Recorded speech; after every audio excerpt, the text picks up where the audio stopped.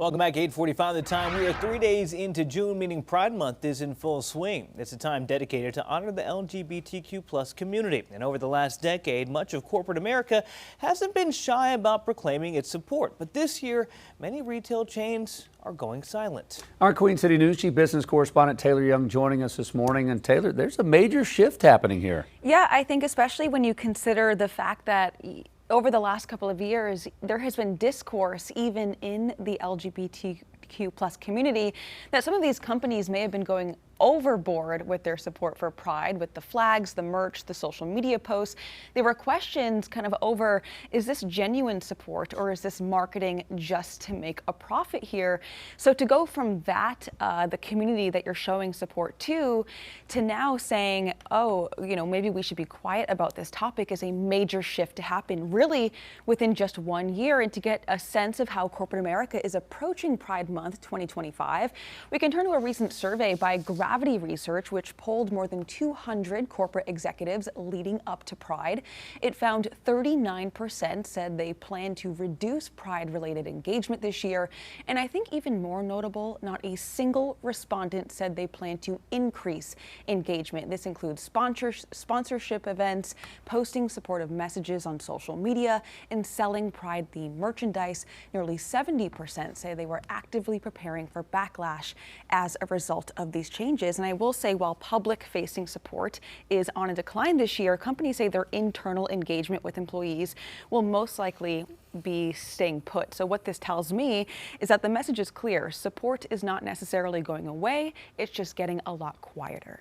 What are we seeing with this shift, Taylor? So I think that there's two major things that are happening here. The biggest one is overall political shift since Trump has taken office earlier this year. So according to the survey, 61% of respondents cite the administration as a reason for kind of reimagining how they show support during Pride.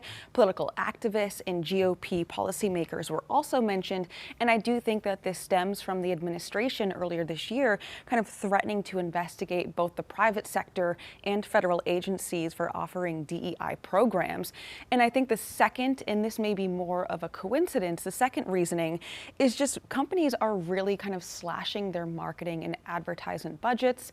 The reasons vary, but a lot of it is due to just the tariffs, the uncertainty there, and just the economic kind of environment that we're in right now. So while the major reason is kind of this political shift, this is also just adding to that overall reduction in advertisements. Other than not as many Pride-related advertisements like you're talking about, our social media, other impacts that you see through this? Yeah, so when we think about corporate America kind of taking a back seat with this issue, we're not just talking about ads or flags or merch.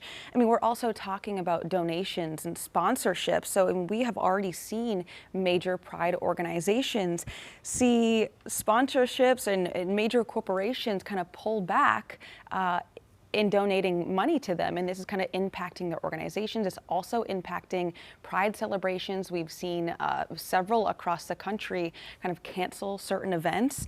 So I do think another interesting part of this, and it kind of goes back to the being more quiet, these organizations say they have seen an increase in corporations donating, but saying, do not announce that I'm donating, do not put my name on anything.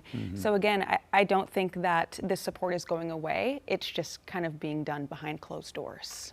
Like underground support almost. Yeah. All right, Taylor, thank you.